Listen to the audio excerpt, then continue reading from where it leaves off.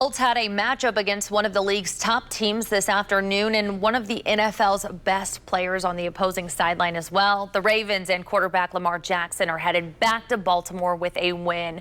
Brad Brown has a recap of Sunday's action. The final score reads Baltimore 24, Indianapolis 10. But what did we learn about the Colts here in this Week 9 matchup? Well, we learned once again that the defense is still among the very best in the league. In the first half, they held Lamar Jackson and the Ravens under 100 yards and kept the Baltimore offense off of the scoreboard. But the Colts defense is not invincible. By the time the second half rolled around, and particularly into the fourth quarter, they just simply looked gassed. They were tired. They got worn out by a couple of long Baltimore drives. And in the end, they did not have an answer for the mixed offense that Jackson brings. And ultimately, Baltimore was able to run things forward. In the second half, we just need to, convert, especially on third down, making certain key stops to get the ball back to the offense. We're going to look at that and learn from it. We're a good team, stop the run, but we got to be way better. I think they rushed for 110 total.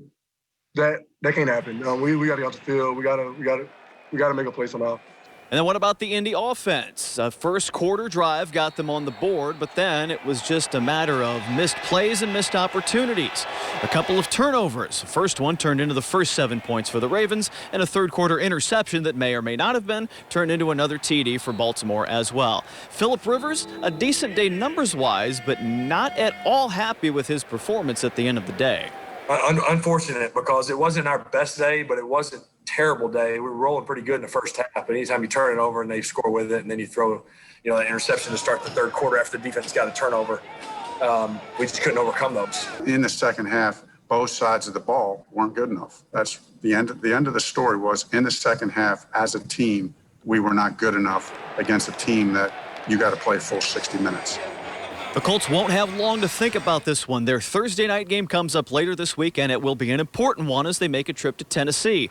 The Titans won on this Sunday. They hold a one-game lead in the AFC South Division heading into this Week 10 matchup. Those two same teams will play here at Lucas Oil Stadium at the end of the month, but the game ahead of them is the important one right now.